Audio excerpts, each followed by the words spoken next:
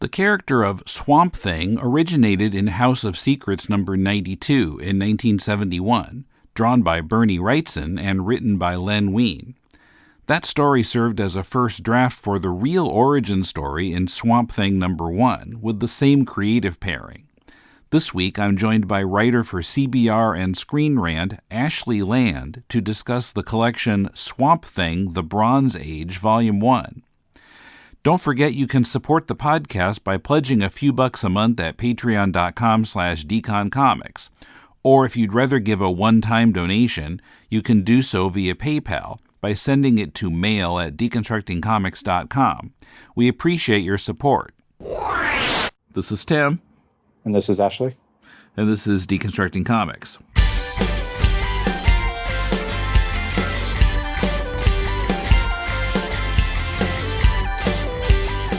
Welcome to Deconstructing Comics. This is Tim in Tokyo, joined this time by Ashley Land in Ireland. How are you doing? I'm doing good. How are you? Okay. Can you tell us something about yourself? Yeah, so I'm a British-born writer living in Ireland, and I write for CBR and Screen Rant, and, just a big fan of comics. Okay. What's, like, your favorite comic series, like, ever? Any particular favorite? Oh, that's a tough one. I'm a really big fan of, you got me, man. Robert Venditti's Hawkman is probably my favorite recent run. If I had to do all time, like if I could have any omnibus and take it to a desert island, probably Bronze Age, Brave and the Bold. Okay. Just a weekly or monthly, I guess, team up between random heroes, and just a really good format, really fun read. Okay. But today we're talking about Swamp Thing, the beginning of Swamp Thing, but written by Len Wein and drawn mostly by Berni Wrightson.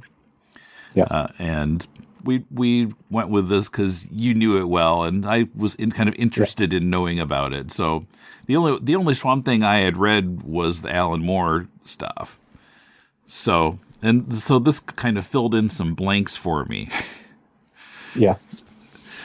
This is, for me, it was, I wouldn't say it's my favorite series of all time, but this was the series where, everyone has that first run where you just read it cover to cover and you couldn't stop. And for me, it was this volume of Swamp Thing. Mm-hmm. Okay. For the most part, I kind of liked Wein's writing better than I kind of thought I would. There are a few places where the logic breaks down. We could talk about those. And of course, in kind of the style of the time, the prose is so dramatic. I think everybody was kind of riffing on what Stan Lee had set as kind of how to write comics. And sometimes it's just that kind of purple. Sometimes it feels a little like they're kind of channeling like a modern Shakespeare, doesn't it? Mm-hmm. Yeah. Yeah, it doesn't. It's not how they write comics today, really. So it's kind of like you really have to go so dramatic. I was trying to figure, like, what genre is this exactly? It's kind of horror, but not exactly. The way I think of it is, I think it was really a kind of homage to 50s Hollywood.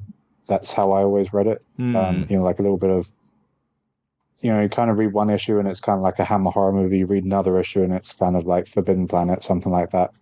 And you could tell that really influenced them. Mm-hmm. Yeah, and almost every story is basically dealing with prejudice. And Swamp Thing or somebody else is automatically treated like a menace just because of how they look. Yeah. That point is hit again and again through this volume. Well, so I read The Bronze Age Swamp Thing, Volume 1. Which is Swamp Thing's first appearance in House of Secrets 92, dated July 1971, and then the first 13 issues of his own series. All right, well, let's go ahead and talk about House of Secrets. I love the cover. I think it's painted by Wrightson, and what I thought was really interesting about it was that kind of like the masthead, the logos, everything's part of the art. It's not like pasted in on top of it. And so the masthead looks a little odd. It looks a little kind of almost sloppy, but it's it's part of the art, and so it fits in that way, I think. I mean, yeah, for the series, it's pretty on brand. Mm-hmm. It gives you a nice kind of creepy, and I always think of the Bronze Age as like the Savage comics. You know, like you've got Kazar and Commandy and all the monster books going on. I think that kind of imperfection really fits those books. Mm-hmm. Yeah. So, and I assume that there were other stories in this book because it's only 8 pages, and it's written as just kind of a one-off story. That actually, in the first issue of Swamp Thing, he kind of reboots it and kind of, this is kind of the first draft of Swamp Thing's origin, and it's kind of a predictable story. He's Alex Olson, and he's working on a scientific project with his partner Damien, and Damien wants Alex's wife, so kills him by setting up an explosion in the lab, and then decides, well, her name is Linda, which carries through into the first issue of Swamp Thing. So Damien decides, I better kill her too, because she's going to figure out that I'm the murderer. And I'm like, well, if you're going to do that, then why did you do all this in the first place? You're not really benefiting here if you're just going to kill the wife too. But he's going to kill her with a hypodermic needle, some kind of poison he's going to inject. And Swamp Thing, so yeah, Alex has been carried out into the swamp, and it's not really explained why he turns into Swamp Thing. But he sees through the window what Damien's going to do, and he breaks through the window and kills Damien, and that's basically it. He's stuck as Swamp Thing. He can't get back together with Linda, who is still alive at the end of the story. Yeah, and then they reworked that into the what would kind of later become like the Darkman origin story. So he's working in a lab, and goons come in and blow up the lab, and he goes down to. I actually did research into this because famously Swamp Thing and Man Thing came out around the same time. And I actually looked into it, and just around this time they which publisher? One of the publishers reprinted The Heap. So The Heap was a Golden Age monster from the 1940, and he was he's basically what Swamp Thing and Man Thing are based on. Okay. And so if you go back and watch that, he's that same kind of swamp monster. He was a World War I flying ace who crashed into a swamp and was turned into like this elemental being. Okay. And actually in the, I think it's the foreword for this volume of Swamp Thing. I think it might have been Man Thing. Roy Thomas basically said that he based it partially on the Heap because I think he wrote some Heap stories as well later on, and so it's this nice lineage for the two heroes. I see. So it wasn't that one of them came out and then the other one copied from them. It was Marvel and DC were both riffing on this other property. Well, and this is about the time when horror was like there was a long time after the 50s and the Seduction of the Innocent time when they couldn't do horror comics at all. It was just like, you don't do that. And I think, wasn't it because of some of the Comics Code revisions because of the Harry Osborn drug stories in Spider-Man? I think it's connected to that. And so, yeah, then when the horror thing takes off in the early 70s, I guess Marvel and DC were both looking at The Heap. Oh, let's do a version of that. I see. Yeah. Okay. Yeah, because as soon as the CCA got lifted, well, not lifted because it was still, it got relaxed. Yeah. What you saw was there were original horror stories, but there was just this wave of reprints of the old Golden Age horror. Mm-hmm. And a lot of the smaller publishers were just putting out, like anthologies. And so if you go back and you buy a lot of, like Tales of Fear or something from the 70s, a lot of those are reprints. Mm-hmm. You should actually watch out because when you buy Bronze Age comics, it's very easy to get a book that's kind of billed as whatever, a first issue, and then you pick it up and it's like, oh, reprinted from such and such a comic, issue number 50 in 1951. Yeah. But they repackaged them as first issues and that kind of thing, yeah. I see. So I'm a little surprised because, I mean, some of the 50s stuff, the EC stuff, you still wouldn't pass the comics code in the 70s. So you can't just reprint everything. I think some of the companies went defunct around that time as well. And so their properties were changing hands a lot, and that probably freed things up a lot. Right. So in issue 1, Alex has become Alec Holland. And now his wife, Linda, is his scientific partner. There's no Damien. And then there are some outside bad guys who we later learn they're called the Conclave.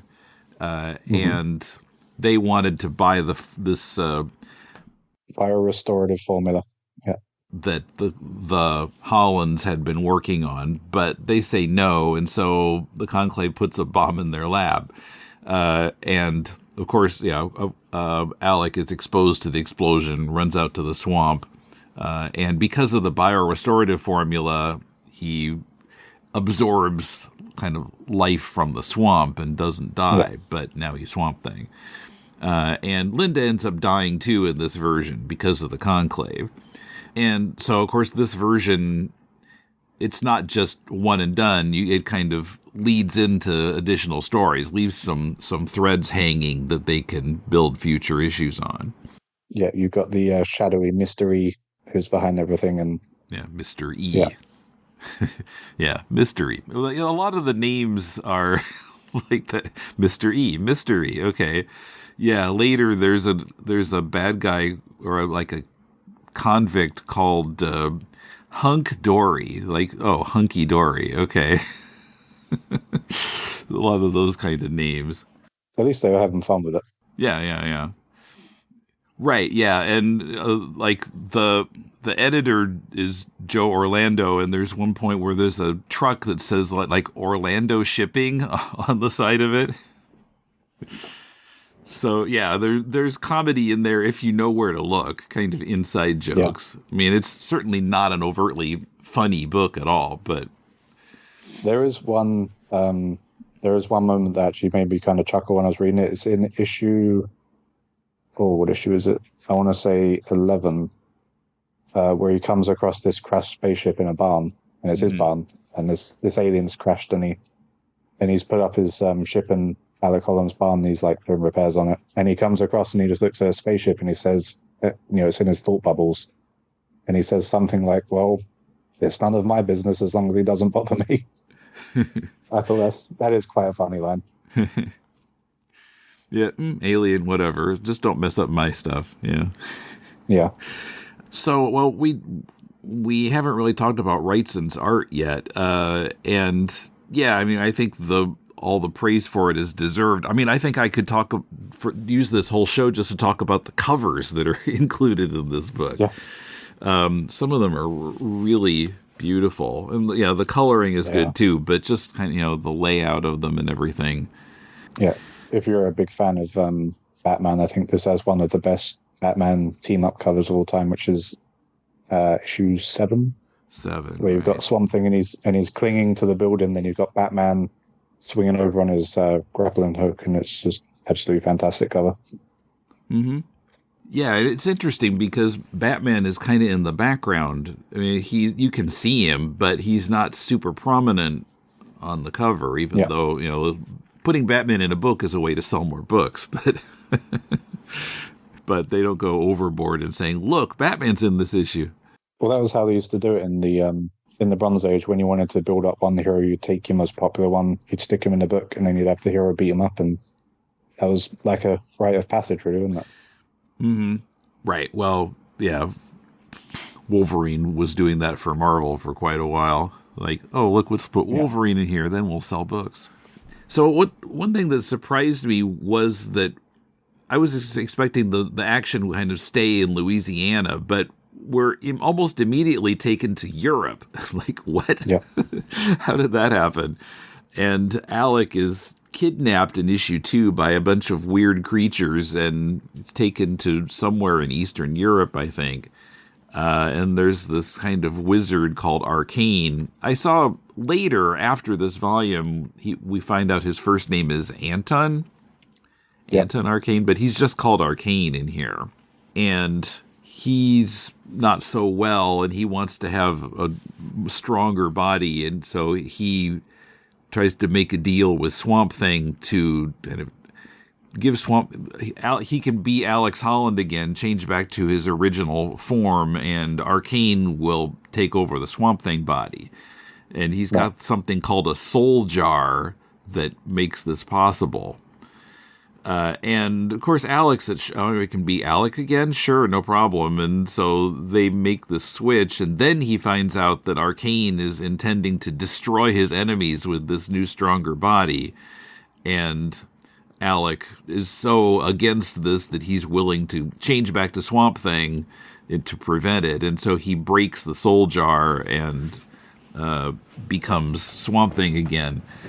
Now, I thought the storytelling was a little wonky here because we see Arcane angry, and he's standing in front of a window, kind of in the background of the panel, and then suddenly he's falling out the window, and I didn't think there should have. I would have wanted a shot where you see him like losing his balance or backing into the window or something. And it kind of like, what? Going back to the previous panel, what? This is Arcane? He fell out the window? Okay. But, yeah, it was a little odd. Oh, wait. So there's this cop, Lieutenant Matt Cable, who had set up the Hollands in this kind of refurbished barn where they were doing their scientific work. And, of course, he thinks that Swamp Thing killed the Hollands. So through several issues, he's like, his mission is to take out the Swamp Thing, get revenge for killing his I don't know if they were really his friends, but he was in charge of protecting them. And so I think he feels kind of down because of that. Responsible. Yeah, exactly. But I was happy that as the story goes on, he starts to realize what he's doing, that he's just, even though Swamp Thing saves his life several times, he's still like, nope, well, that's fine, but he killed my friends, so he has to die. And then at some point it's like, oh, wait a minute, I'm being super prejudiced here. And so I was glad to see some progress there. This kind of story, it's kind of the Gilligan's Island problem. If they get rescued, the show's over. And but I was kind of expecting we were just going to have the same setup the whole time. But even within the first volume, Cable changes his attitude, and there is some progress in the storyline later in the volume. Yeah, a lot of the monster books used to play on that kind of, prejudice and looks can be deceiving and all that kind of thing. I think if there's any, like genre to do that in it, monster books make a lot of sense. Well, I guess I don't know a lot about it, but there's something called monster theory.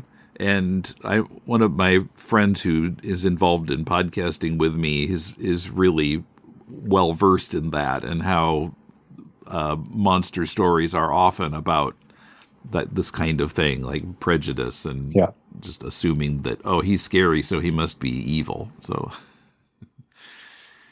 Cable goes to Europe also because he saw this plane taking Swamp Thing away. They had they'd put Swamp Thing on this big X, tied him to this X, and they put him on the outside of the plane and knocked him out and flew him to Europe.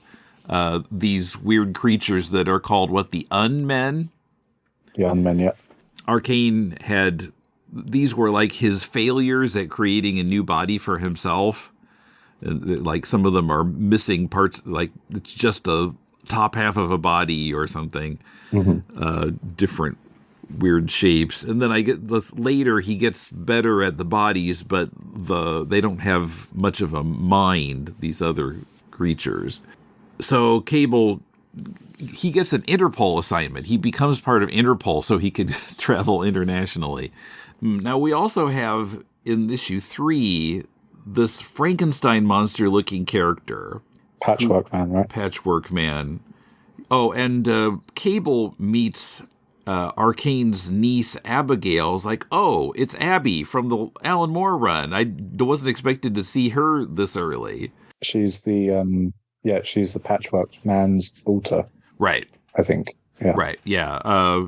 Patchwork Man was Gregory Arcane, and he was also in an explosion, and Arcane tried to patch him back together, but didn't do such a good job. Yeah. And so now he looks like a Frankenstein monster. And yeah, there's a whole story where, of course, as he looks like a monster, so of course everybody's prejudiced against him too. And he and Swamp Thing don't trust each other, but then Abby is in danger and the two of them work together to save her, but then the Patchwork Man falls to his death just as Abby is recognizing him as her father. Nice, tragic. It is quite a tragic series, isn't it? Yeah. It's tragedy again and again, and people realizing something just a little bit too late, and yeah. So yeah, it's kind of all the stories are sad, but I mean, it kind of gets better as it goes along for him. But it's yeah. I do think like because a lot of people are really happy with Alan Moore's retcon that he's like an elemental force. Mm-hmm. And I think when you put the first series into perspective, that was probably the best way to handle it, because otherwise it would have just been every issue just dangling the hope in front of him that maybe he's going to become human again. And I think the blessing of the Alan Moore was that was just put to bed, and you're stuck this way, you got to go on. Right, yeah, I looked that up. I'd forgotten that about the Moore run, but yeah, because I was thinking, in this, like every issue, he's like trying to figure out how he can turn back to his human form, but that wasn't a thing in the Alan Moore run at all. In there, he's getting romantic with Abby by taking psychedelic potatoes or something. Yeah, very different. Very Alan Moore. Yeah. But something I didn't understand about issue 3. So Gregory, before he gets in the explosion and becomes the Patchwork Man, he's like thinking that the government is going to take Abby away from him. And that didn't really make any sense to me. I mean, she's an adult. And why was the government going to take her away from him? It's not like, we need to put her in a foster home. Yeah. It wasn't really explained. Probably just wanted to build up the tragedy. I guess so. But yeah, it didn't quite make sense to me. Now, I thought the kind of the storytelling was interesting because there are a number of cases where, so like at the end of issue 3, Cable has kind of illogically said, well, I'm going to get Swamp Thing as soon as I can, but let's go back to the U.S. Like, well, but the Swamp Thing is in Europe. Aren't you going to stay here and look for him? But no, he heads back to the States. Abby goes with him because there's nothing left for her there because her uncle and her father are both dead. And Swamp Thing hitches a ride on the outside of the plane. Yeah. And then we get to the next issue and the plane has crashed, and the circumstances are kind of filled in as we go. I thought it was really economical storytelling, and the flashbacks don't feel like, oh, and by the way, the narrator says, here's what happened before. The flashbacks are built into the stories well. This happens in a number of issues. By the way, this issue is one of the best of the run. It's like just classic monster book. Right, because there's a werewolf in it, too. Yeah. A werewolf on the Scottish Highlands, isn't it? Right, on the Scottish moors. And, yeah, when the plane crashes, there's also a pilot, Paul Rodman, and he's a red shirt in Star Trek terms. But the three of them are knocked out when the plane crashes. And later it's revealed that the plane would have crashed a lot worse, but Swamp Thing was there on the outside of the plane and kind of saved them. But these two kind of creepy people come and take the three unconscious passengers back to their home. And, you get the feeling something's wrong here, and Swamp Thing picks it up, too. These guys there's something suspicious about them, the Macabres. Oh, I get it now. Macabre. Okay, got it. But it's spelled Maccobbbs, Macabres, but yeah. Okay. No subtlety. No subtlety, yeah. I hadn't quite... Saying it out loud, like, oh, I get it. Okay. So they take the three of them back to the house, and then Paul Rodman in his red shirt, he's like, I have to go out at night and go to the airplane and see if the radio's working. And they're like, well, you might not make it back. And, well, but it's so important, I got to check the radio. And then, of course, this werewolf shows up and kills him. But then it turns out that the werewolf is the Macabre's son, Ian.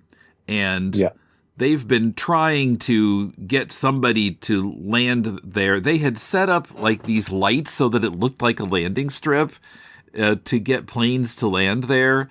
But what was weird was that like all the previous planes had crashed and everybody died. And like, well, Macabres, this plan is not working. You're just killing a bunch of people in air accidents. But because there wasn't actually a runway there, it was just the lights. And it only worked this time because Swamp Thing saved them. But they want to switch all of Ian's blood with Matt Cable's blood to so that Ian will be cured, and I guess Cable will then be a werewolf. But when Ian wakes up, he's like, no, you can't do this. And he breaks out of they've been strapped down to this table. He breaks out of it and he gets angry and he turns into the werewolf and fights Swamp Thing and dies. And, of course, saves Cable and Abby again. Yeah. And they're still not sure. Yeah, Cable is still like, nope, got to take out Swamp Thing because he killed the Hollands. But I also thought about that, tricking the pilot's business. I mean, wouldn't the pilot be thinking, gee, that's weird. There are no air traffic controllers I can communicate with. This is kind of suspicious. But no, just, lights. Okay, let's land there. Also, no one seems to investigate the massive missing planes over Scotland. Right, yeah. Nobody's investigating why all these planes are crashing. I mean, they surely would have been in radio contact with somebody who would say, oh, gee, we lost contact with that plane. What happened to it? And they all seem to just be disappearing over Scotland for no reason at all. Nope. And, yeah, the air traffic controllers just kind of shrug. Oh, well. I guess they're okay now. More Swamp Thing discussion coming up. First, just a reminder that you can help this podcast by making your Amazon purchases via deconstructingcomics.com/Amazon and make that your bookmark for future purchases. Deconstructing Comics earns a bit of money from your purchase that helps us keep the show going. We really appreciate your support. Hey there, Bat fans. It's JB in New Orleans, your host of Bat 77, the 70s Batman podcast. I am a child of the 1970s and a lifelong Batman fan. And each month, I summarize and review a randomly picked Batman comic story published in the 1970s. From the pages of Detective Comics, Batman, The Brave and the Bold, and World's Finest. I also read from the letters pages and highlight all the memorable ads from the comics.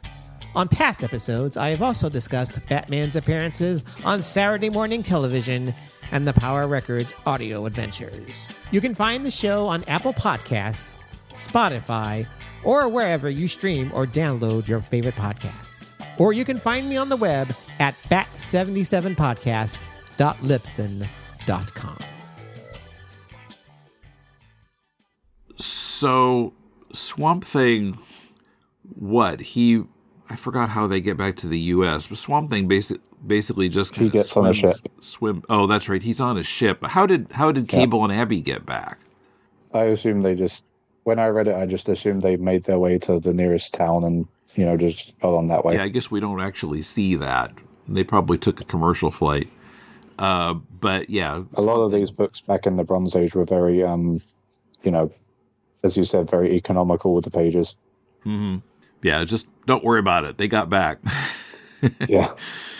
And yeah, Swamp Thing's on this ship, but then, of course, he's seen as a monster and gets kicked off and ends up just kind of floating back and ends up in Maine, where somehow there are towns of people who believe in witches. Like, what century is he in?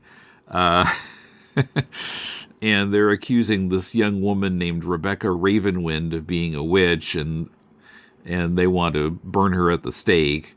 And, of course, Swamp Thing prevents that. And that story was okay. Yeah. I do remember reading that. Because, some things feel kind of ham-fisted, and I remember reading that and thinking, I get that it's, the middle of nowhere, but still Maine in the 1970s. Yeah. Yeah, it feels like maybe the 1870s or the 1770s. Yeah. So number 6 is interesting. So we see, out of nowhere, here Alec and Linda Holland just hanging out, and it's not a flashback. What's going on? And, of course, Swamp Thing happens to run into them and freaks out.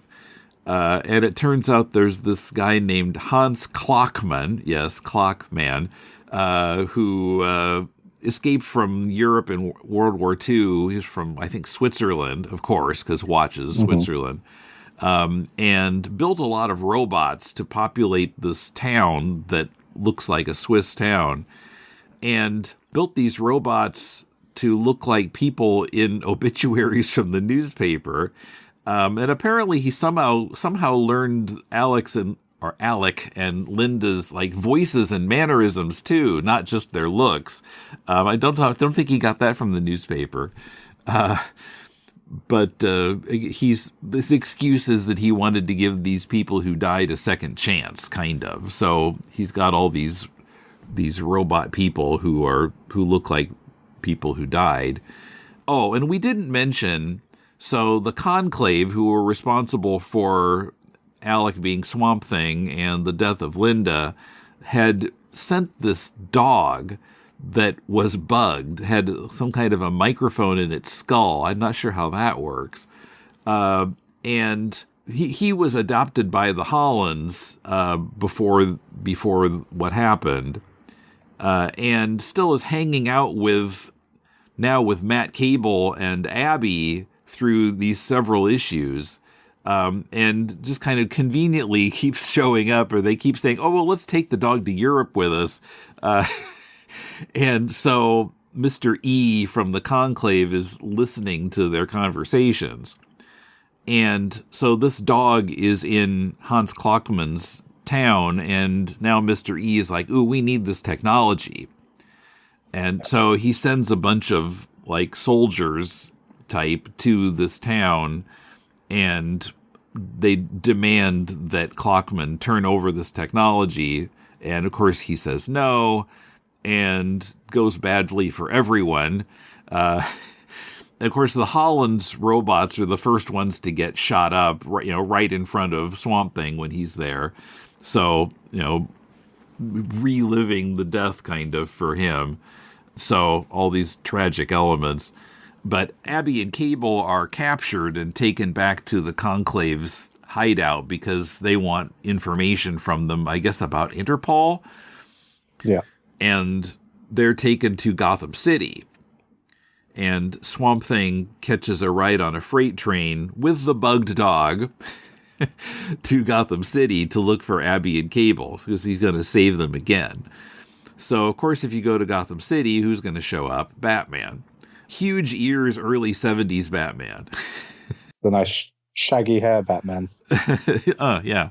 I never quite got the like skyscraper bat ears from the early 70s. Like, I mean, it might be because I'm into Batman 66, although his ears were a little too short, in my opinion. But yeah, they took it completely the other direction in the 70s, and I wasn't quite sure why the ears needed to be that tall. But I think they just, because this is the era of, lots of monster books and very, things are getting dark. Mm-hmm. And I think the idea behind that was to make Batman seem a bit more monstrous to the villains. And, you know what I mean? You get these nice silhouettes of Batman in some of the issues, and you see him in the shadows, and he's just cast in this really terrifying, like, bat shadow on the street. And I think that was probably, I think it works pretty well that way. Mm-hmm. I do think that some of the issues, like in the, there's this 1990s Batman Judge Dredd crossover where his ears are just ridiculously huge. They're a good 3 feet on his head. So, of course, Batman is not immune to being prejudiced either. And so he also assumes that Swamp Thing is evil. And makes some other false assumptions. Assumes that the dog is kind of working with Swamp Thing. Commissioner Gordon tells him that Swamp Thing has been seen with this dog. And Batman sees the dog running. Now, this is another thing that I didn't quite understand. So Mr. E, who turns out to be Nathan Ellery, who is a patron of Bruce Wayne's charitable organization. So he's Mr. E of the Conclave. And he presses a button that causes the dog to kind of start running to him. And I didn't understand why he did that. When he pressed this button, it sounded like he was just going to like blow up the dog or something. That's what I thought was going to happen. But the dog is running to the building where Mr. Ellery's penthouse is, which Batman realizes and thinks that's really weird. But when the dog actually shows up in the penthouse, then Mr. Ellery's like, oh no, and he shoots the dog dead. So, like, it's his fault the dog was there in the first place, because he pressed the button. So, did you understand, like, what he meant to do there? I assume it was just for the sake of quick storytelling, really. Yeah, it's the story economy button. Press the... Bring the dog back here. Wasn't he... It's been a while since I read that issue. Didn't he kind of expect Batman and Swamp Thing to duke it out to the death? I think so. And they do fight, Swamp Thing and Batman. Yeah. And it's another one of many cases where Swamp Thing is like, oh, I didn't really want to do this, but then he has to punch somebody, hurt somebody, because he in this stage, Swamp Thing hardly can talk. We didn't mention that. He can talk with a lot of effort, and he does that more as the volume goes on. Broken sentences. But yeah, early on, he doesn't really talk at all. Now, when Arcane took over the Swamp Thing body, he could to make it talk easily, and I guess he says with magic he was able to do that. But Swamp Thing can't say, Batman, no, I'm not the bad guy, and he just is kind of like not fighting, not attacking Batman, but that's not good enough to convince Batman that he shouldn't be fought against. And even when Swamp Thing is hiding behind a trash can, Batman says, oh, he's probably planning a surprise attack. Like, not much of a surprise if you can see where he is, but... So Swamp Thing kind of knocks him out, although Batman's not knocked out for very long. But Batman wakes up again, and Swamp Thing runs away, and he climbs Swamp Thing climbs the outside of the building, and Batman climbs the stairs. And I thought that was kind of a switch from like Batman 66, where Batman would always be climbing the outside of the building. But yeah, he picks the lock on this door that the dog has been scratching at. And so he and the dog go up the stairs, and Swamp Thing also shows up there, comes in the window, and there are other people there. It's like it's a cocktail party or something that's going on in the penthouse. And Ellery has some kind of creepy pet thing, doesn't he? Oh, yeah, I think it's some kind of a monkey ape or something that we've seen in the previous issues. And that's the kind of the first tip-off in this issue that Ellery is Mr. E of the Conclave, because you see this pet again, and the narration even points out this creepy pet. And the ape is there too. So Swamp Thing realizes that this is Mr. Ellery. This is the Conclave guy who's responsible for the death of his wife, and almost kills him, and then says, no, I can't kill anybody. I can't become his kind of filth. But he pushes Ellery away, causes him to step on the ape's hand, and the ape bites him, and Ellery and the ape fall over the side of the balcony and die. So Swamp Thing kind of accidentally kills him anyway. That was the way that you would kill off a villain in those days, because not so much with Marvel, but definitely with DC, they would kind of write themselves into a corner where you'd have a villain who had to die because they were just too big of a threat, and they would always have that kind of, I'm not going to kill them, something else is going to kind of intervene that's going to end up with them dead. And then it's, you kind of killed them, but there's not that direct. In a Comics Code approved way, you killed them. Yeah. It would always be like someone falls over a ledge or, gets killed by their own bomb or something like that. Right. Yeah, so it's not the hero's fault directly that the person died, but he's done for. The next issue, there's this town. So Swamp Thing finds this guy who's been mauled by a bear, ends up killing the bear, directly kills the bear. Bear doesn't fall over a ledge. But then he's too late to save the guy who's been mauled by the bear, but find some townspeople. Takes the body back to the town, and what is it? It turns out, this is the town that's kind of controlled by this weird being, Managala. This issue is like full-blown Lovecraft. So the townspeople have sort of tricked Swamp Thing into going into Managala's lair as a sacrifice. They tell him, this little boy is missing. He went into this mine. So Swamp Thing says, I'll go in and rescue him. But of course he doesn't get killed by this weird being, and he's kind of, after he's caused the place to collapse on Managala, then he's PO'd at the townspeople. And of course it turns out Managala is not completely dead because he's in the body of one of the people in the town. So, and I guess that he does come back numerous times, right? Managala. Yeah, he's a villain in, if you read Gail Simone's Atom, he's a villain in that. And I think that was that Ryan Choi? I think it was the Ryan Choi era. Okay. And you see Managala, and he's taken over another town. Cover of issue 9 is really sharp. Swamp Thing's coming out of the water, and you see the silhouettes of trees in the background. But yeah, just the color and Swamp Thing really pops out of it, and he's kind of overlapping the masthead a little bit. He really pops out of that cover. I think this issue is the omnibus cover as well. Yeah, I think so. I saw it elsewhere. Okay, and this is the one with the alien. So an alien has landed in the swamp. His ship is damaged, and he's chosen the exact same refurbished barn as a place to rebuild his ship.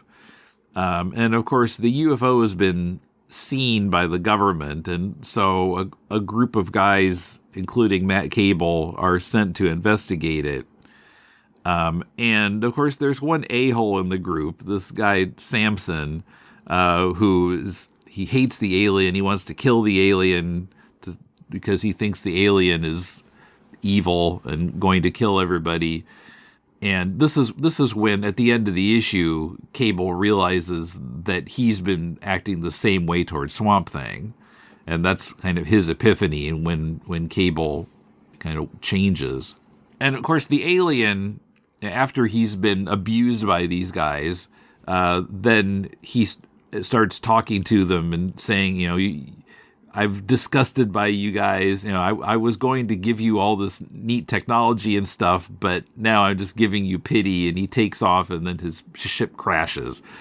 And I felt like, okay, why do you make the ship crash? And I was thinking maybe the point is that if Earth people hadn't immediately thought this guy's a menace and had helped him rebuild his ship, maybe the ship wouldn't have crashed.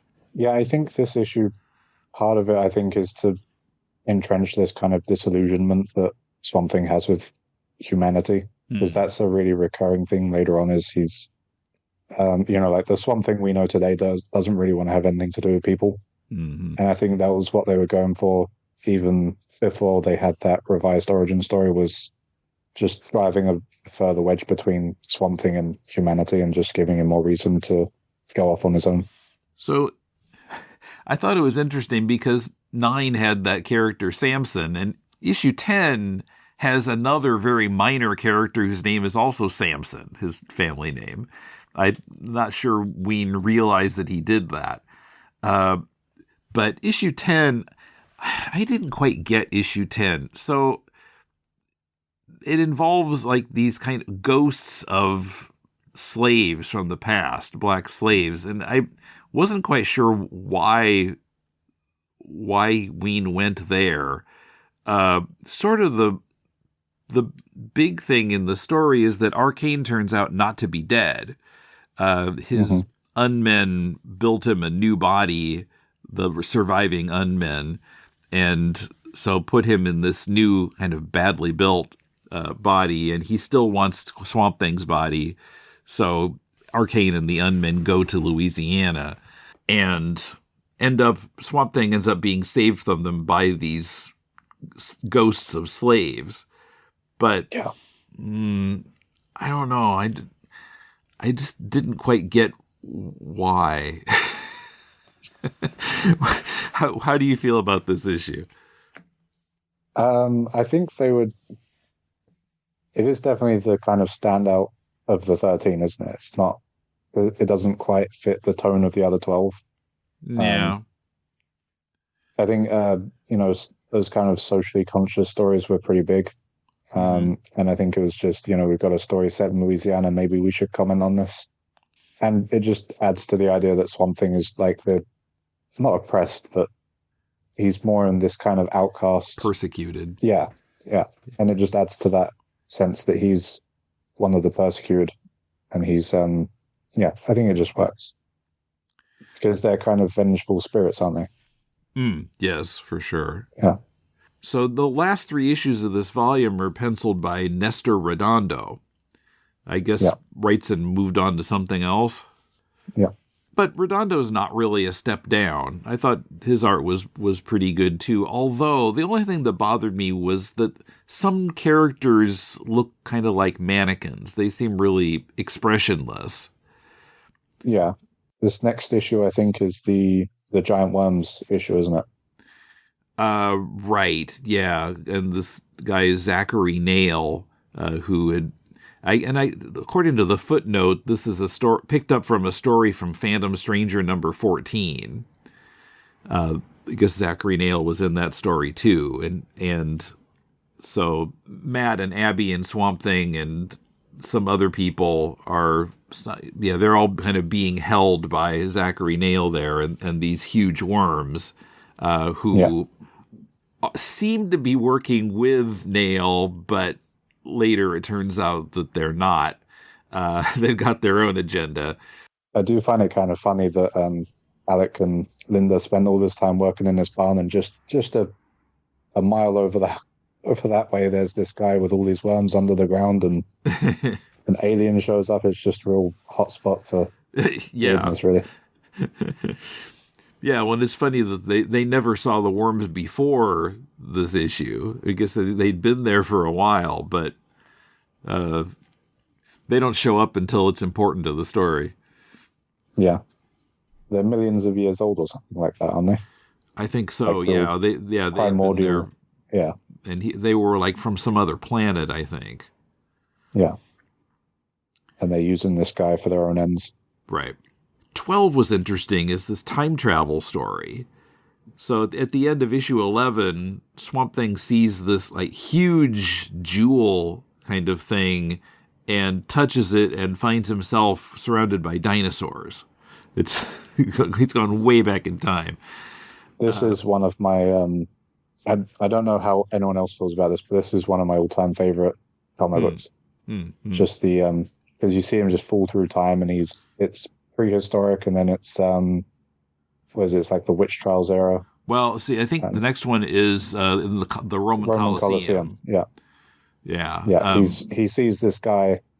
First, he sees him as a, like a kind of caveman barbarian, and he dies. And right, as he travels through time, this guy keeps showing up again, no matter how many times he dies. Yeah. Yeah, he's got kind of this star pattern in his eyes, and it's related to this jewel too, because the guy always has this jewel. And so, yeah, it kind of builds some mystery, like what's going on? Why does this guy keep showing up? What's the deal with this jewel? And yeah, we see a lot of different time. I mean, I'm always up for a time travel story. Yeah, so this guy has somehow been like cursed bewitched to like cursed, live forever, or if he dies, then he gets it's the reset button. He gets sent back to the beginning of time and has to live it all again.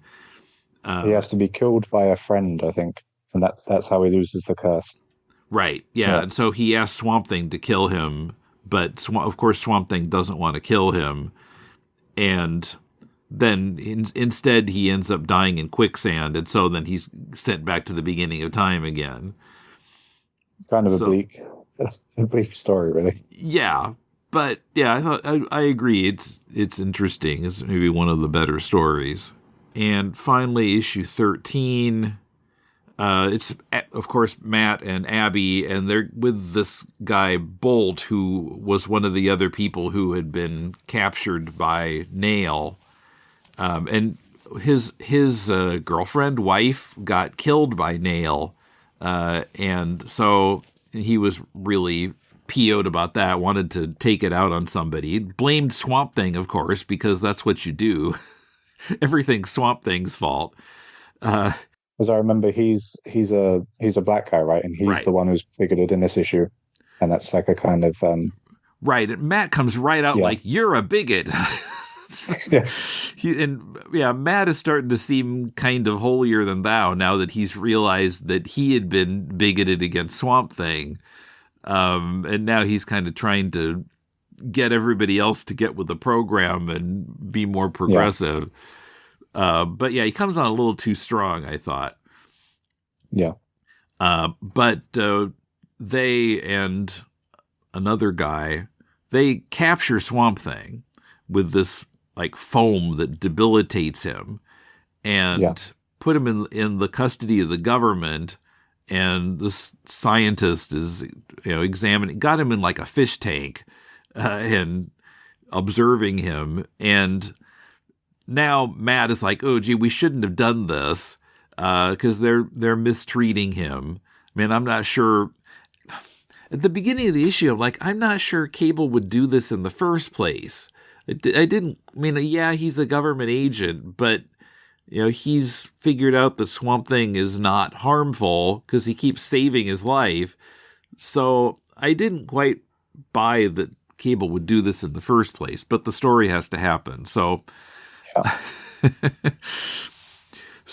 he and Abby end up breaking Swamp Thing out of the government facility. The scientist gets killed because when the guards are shooting at Swamp Thing, when he breaks out of the fish tank, the scientist gets it. And for some reason, Matt is put in charge of setting up a funeral for the guy. And so after he breaks out Swamp Thing, I didn't quite figure out how this could be done. But in the they stick him in the coffin. Yeah, there's a false bottom, and Alec is in there. I was like, those poor pallbearers, because it's been stated that Swamp Thing weighs like 500 pounds. If they're carrying the scientist and Swamp Thing in this casket, I think they'd all be getting hernia surgery afterwards. Then remember, this is in a time before it was revealed that he was just a plant. So in this issue, there's still Alec Holland, the guy inside the big kind of mossy swamp monster. And so he's definitely going to be heavy, and you can't really, because in the newer ones you could maybe argue that, you know, they squish him down or something, but doesn't really make sense in this issue. Mm-hmm. Yeah, I mean, it seems like the casket would have been suspiciously huge too, but never mind, it's the Bronze Age, we're just going to do this.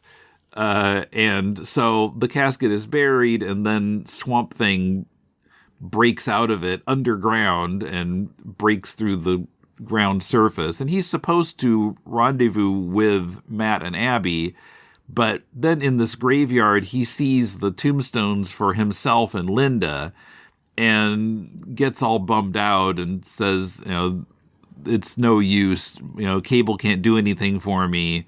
You know, I'm terrible. It's all my fault. He blames himself a lot all through the volume. It's like, it's my fault that this happened, even though the logic is just about as faulty as the logic of the people who blame Swamp Thing for everything. He blames himself, unjustly too. He's bigoted against himself, maybe.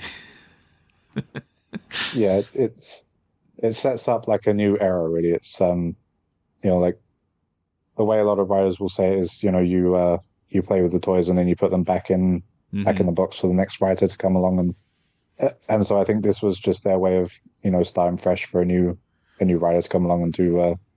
Who was it who picked up after? Was it Jerry Conway who came along next? Or I was thinking it said that Wein kept going after this, but I don't know. It's a good place to end issue 13, because then he's just kind of wandering off into the swamp. There's no like hint of next issue or anything, so it makes sense as a place to end the volume. Yeah. But yeah, I was glad to finally read this. Of course, the art was quite good. The stories were, mostly good. You know, like I said, there's some logical problems sometimes, but just about anything from that era has some logical problems. Any movie or TV show or comic from the era, like, well, I don't think they do that, but I mean, to be fair, there's no every era has its inconsistencies, and this was just a big priority on action, and it's just whatever drives forward the action, go for it. Yeah. Okay. Well, yeah, this was interesting. So anything that you want to plug? I think you're doing a comic yourself? I am, yeah.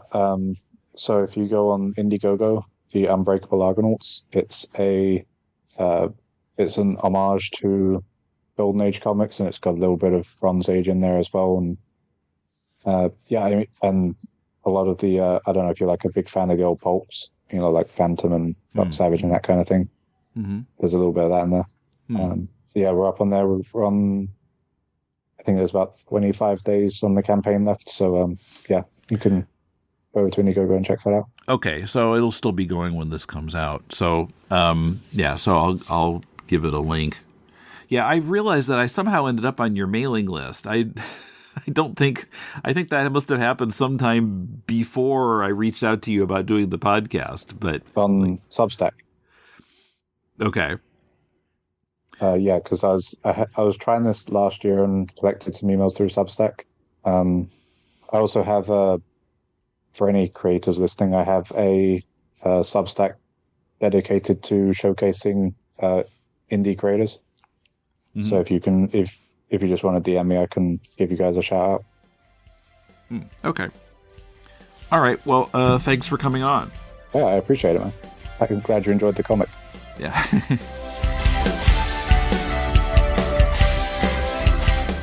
Swamp Thing The Bronze Age Volume 1 is published by DC.